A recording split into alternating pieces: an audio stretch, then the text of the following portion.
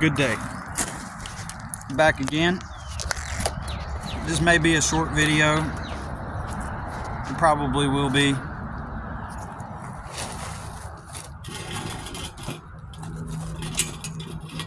But I'm back again to talk about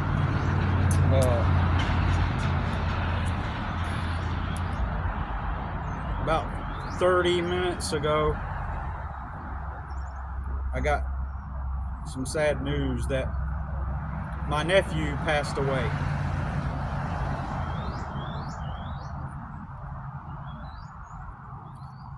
My nephew died.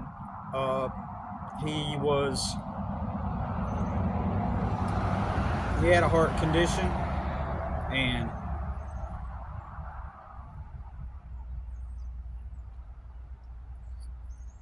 he was actually on the way up to the hospital to get a tube taken out.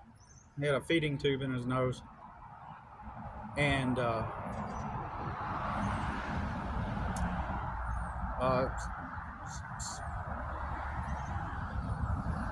he went up there for that, but while he was up there, he had a seizure, and then he had cardiac arrest, and they could not revive him.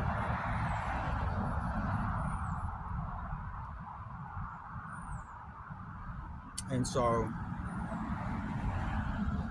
I'm making this video just off the cuff.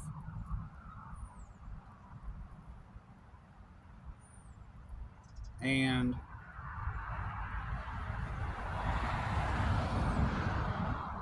I was working, picking up some debris, and my mother called me.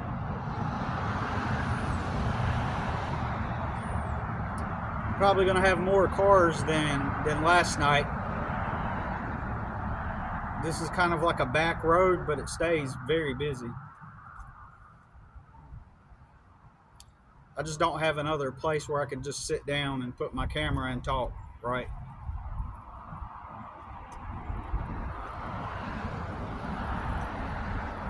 And I didn't want to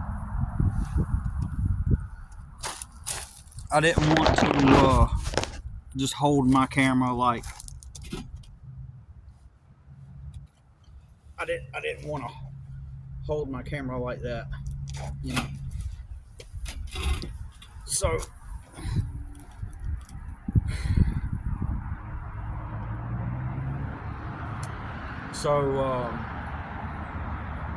the reason why I'm making this video is just for a documentation purposes, because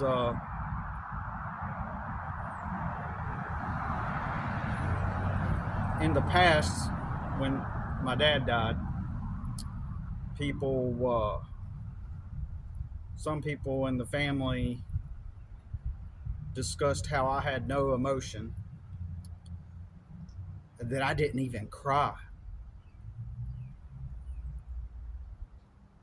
And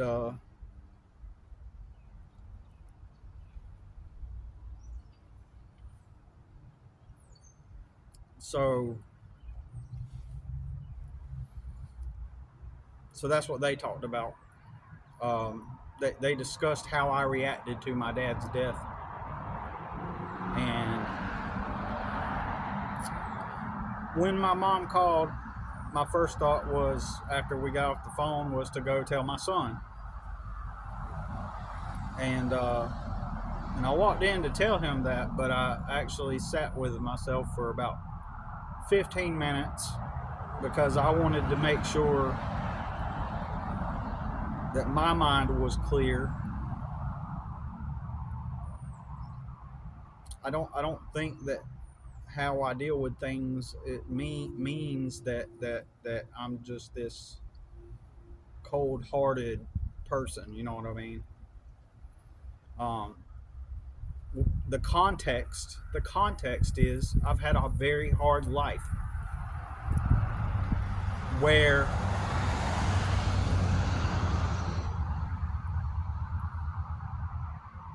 having to react to circumstances with emotion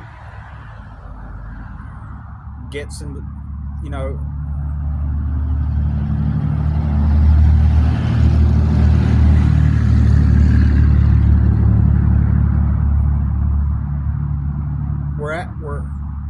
with emotion, that can potentially cause you to not see reality for what it is, right? Because so I've learned to become very hard and stoic. Okay.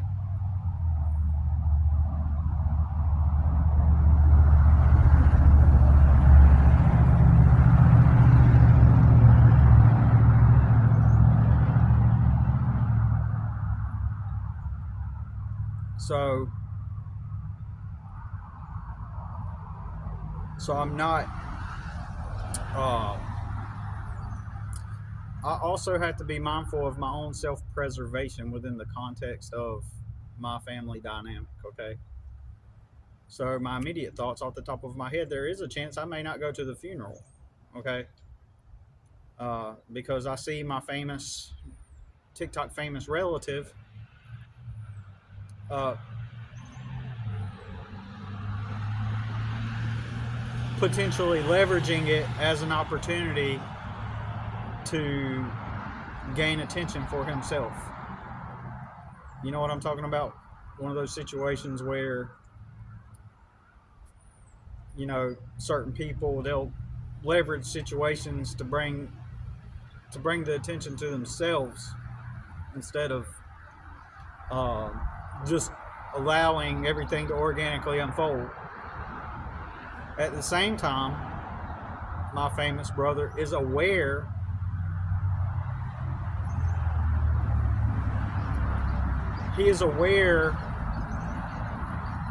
of, like, intuitively, to some extent, he's aware of certain dynamics and how to, like, he consciously is always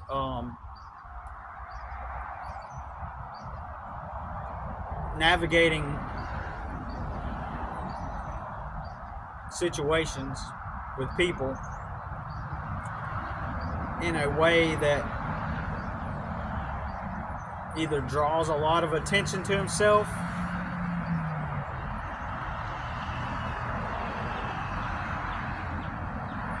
or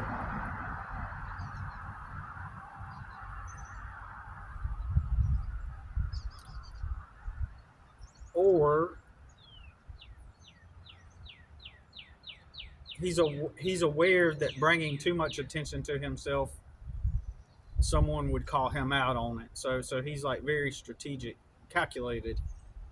Like, so possibility he could go to the funeral and just cry with everybody, as a tactic, oh, that's what he would do. So some people would say, well, that's sad that that's the first thing that you think of when your nephew dies, right? Some people would say that. This is what's going through your mind when your nephew dies? Well, actually, yeah, it is, because self-preservation, okay? Self-preservation just makes logical sense, given the context. Given the context of my family dynamic, one of the effects that my brother's fame has had on me is the negative halo effect, which I was actually going to make a video about that. And what that means is, because he's famous, people are going to focus on everything good about him, or everything perceived to be good about him, and so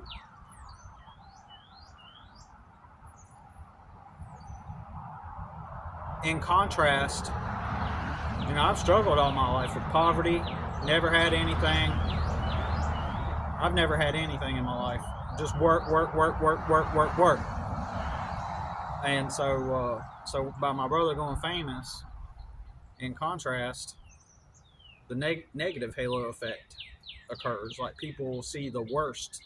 Oh, why are you always struggling? What? Oh man, you're always in the struggle. Oh, you must be jealous. You must be all these things, all these negative things. Before my brother went famous, he never worked. He never had real ambition. The fame allowed him to, after the fame, it allowed him to walk around and say, man, I've always been this ambitious person, right? And then everybody attributes that to him because why? Because he's famous. So it must mean he's been ambitious all of his life.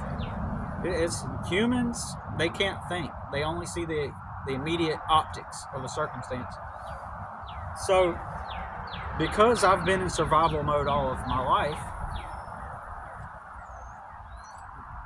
my immediate thoughts, are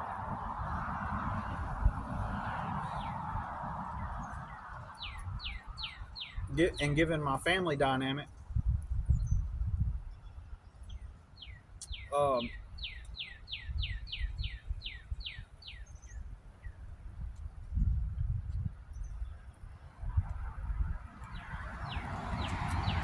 my immediate thoughts are,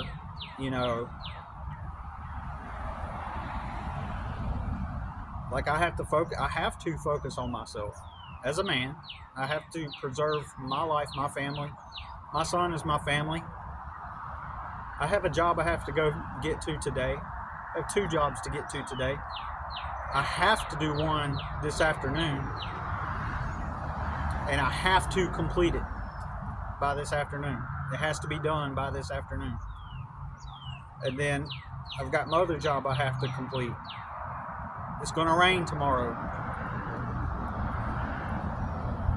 I sent my sister a text message and I said, I'm sorry about Angel, which was her son's name. I said, I'm sorry about Angel. I said, I have to work today. I have to finish up a job by this afternoon. But if I can help you with anything, just let me know. I sent that message.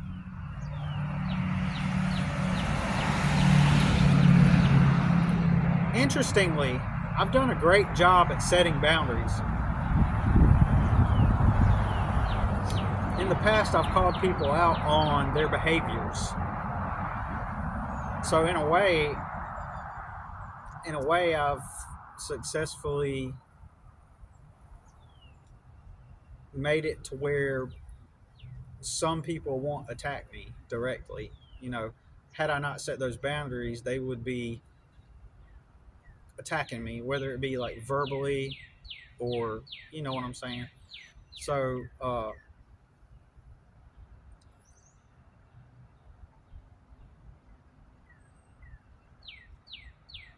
with it, so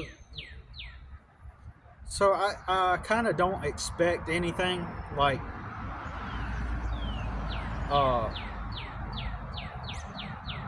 I don't think anything bad will happen,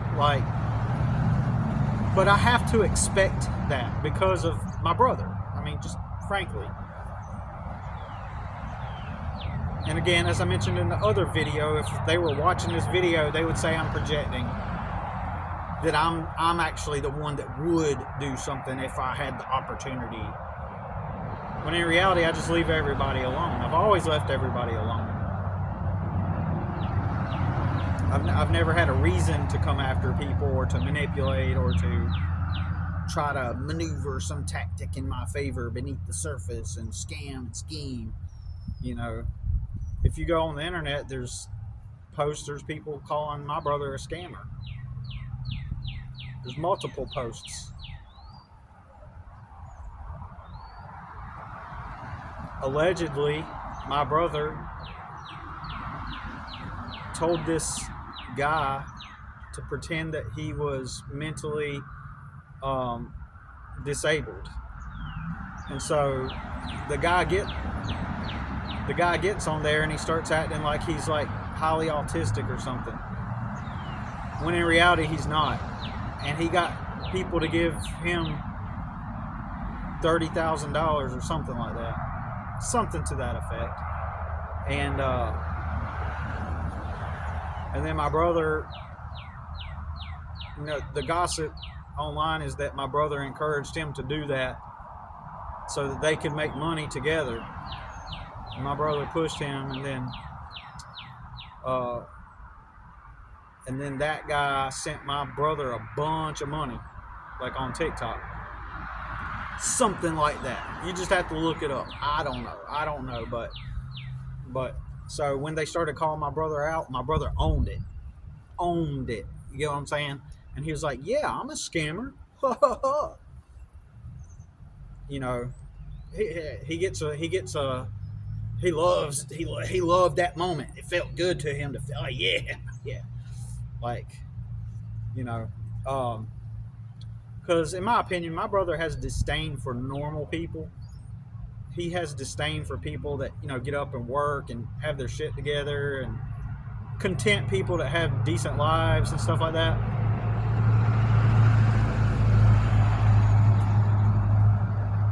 My brother, in my opinion, I think he has disdain for people that have mental willpower and real strength, and their whole lives aren't just like a flex. So,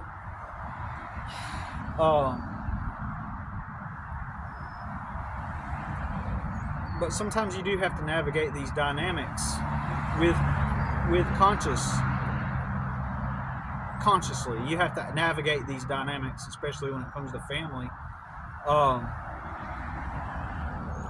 I'm assuming there will probably be some type of funeral, and I am going to go to it, most likely, even if my internet famous brother is there. I probably will go to it. But I think that he also knows he knows that some people are aware that he is attention seeking, so it's possible that he won't leverage the circumstance to his favor, but somehow he will. Possibly. Um,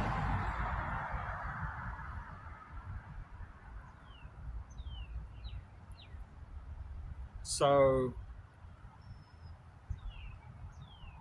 then again, he may even tactically not show up. You know. And then again, if I find a reason to not show up, then I won't. If there's a good reason, but most likely I will. I mean, I don't see a reason not to go. I cared about my nephew. But I also distanced myself a lot from my family over the years, like, and and I knew that I had to focus on me and my son. Maybe if I had more money and more leverage, in my life, if I had a more stable circumstance, then perhaps I would,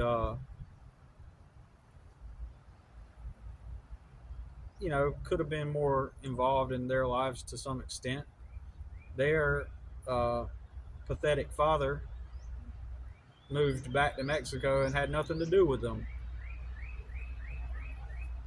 He just used my sister to for his own gain while working in the United States, and then went back to Mexico when it was convenient for him. It never had anything to do with his sons. And I hate to say that. I hate to have to speak that truth, but it is true.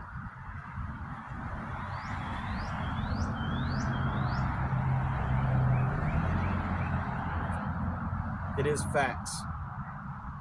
I hate to say that because my sister's other son, he's a decent kid, He graduated school, he started working. Decent guy.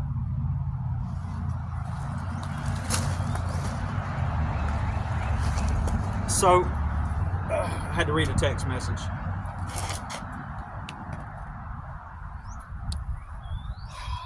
So,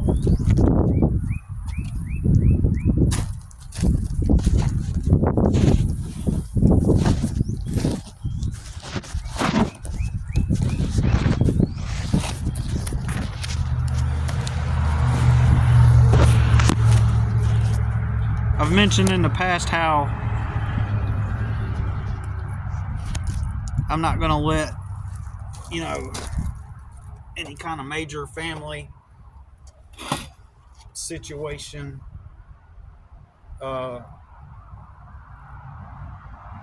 allow some. I've mentioned, like, I've made Facebook posts where I'm not going to let a family circumstances such as a death to allow any energy sucking people to try to get at me.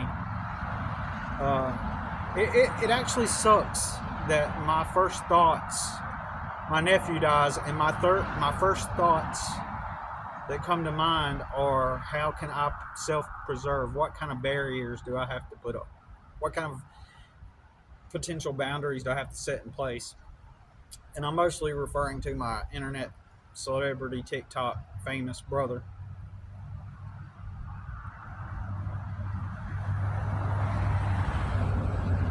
You know, it's actually pretty sad that my first thoughts, not my first thoughts, but like I said, for 15 minutes, I sat there in solitude by myself to absorb it in and reflect. Then I told my son. Then I started thinking about the reality of the context of the situation, because even me, again, people could just take the mere fact that my first thoughts are about me, like my self-preservation, my, you know, it's sad. It's sad. It should be the way it should work. Is it should be like, I get the news that my nephew died, I absorb it in, and I'm able to grieve that, and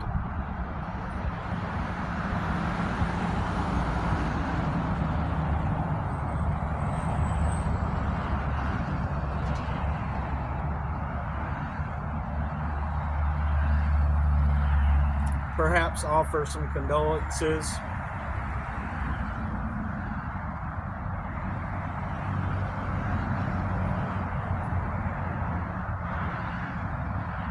Perhaps offer some condolences to my sister, and then, you know, offer some kind of help or condolences and stuff, and you know, but unfortunately the circumstances, I do have to self-preserve. I'm going to mention this too. My life was threatened. Okay, that's not even like a passive, loose statement like, oh yeah, oh, threaten my life. When I say my life was threatened, my life was literally threatened, and I was attacked. Okay, behind the scenes, something I'm not talking about on here, but anyways, but god damn it, fuck, stupid fucking shit.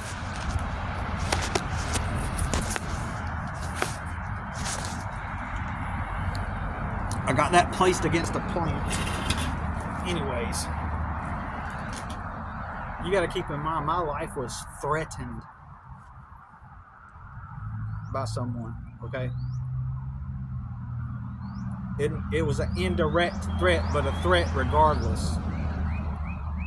So when these things happen in the family, you know, over the years, everybody's, you know, including, like, my aunt has already called my mom saying that I need to go up to Charlotte, you know, about 30 minutes from where I'm at, and go be with my sister. Well,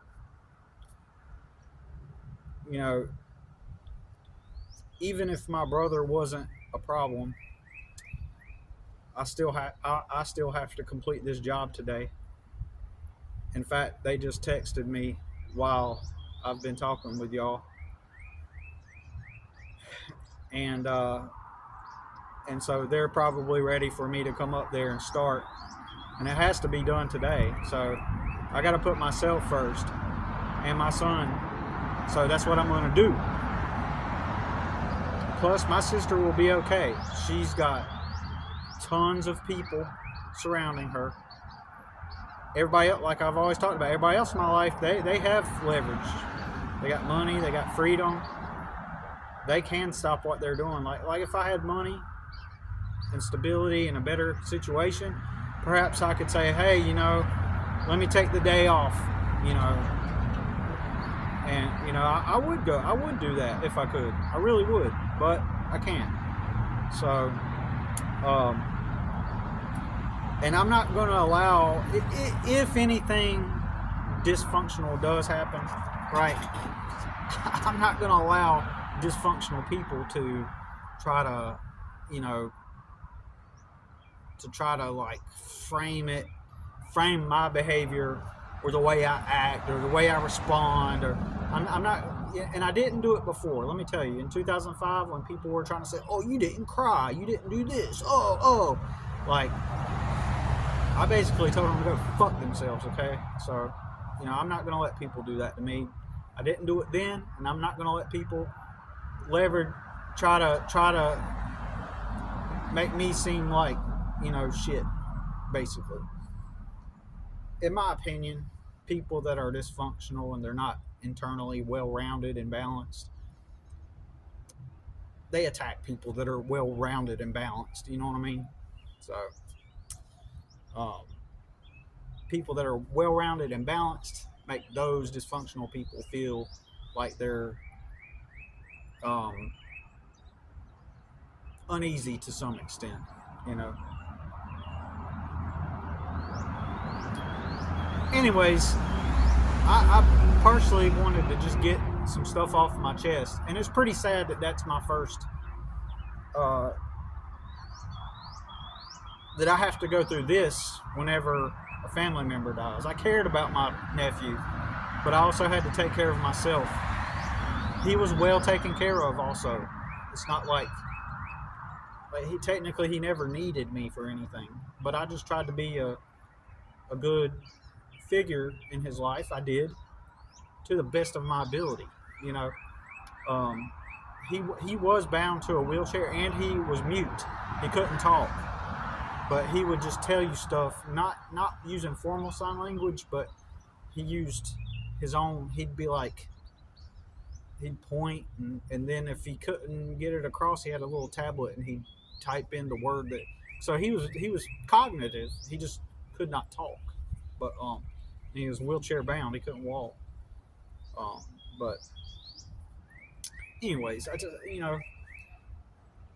an ideal world, in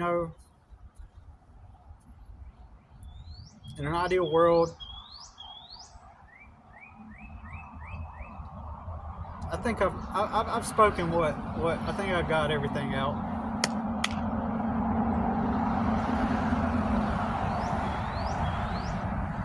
I wish I could have told him goodbye, but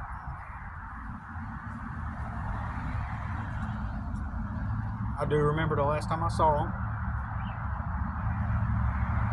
at my mom's house last week, and I went in and I dapped him up, and the last thing he told me,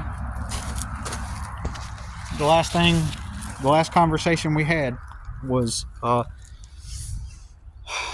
something that my son said, and my nephew said, in his own words, we had to figure out what he was trying to say, and he was talking about my son. He said, "I love that guy. He would always tell everybody he loved them. He'd always tell me he loved me." So the last memory I have of him is him telling my son, telling me and my mom that I love that guy, referring to my son. So it's not a bad last memory together. All right, y'all. Thanks for watching.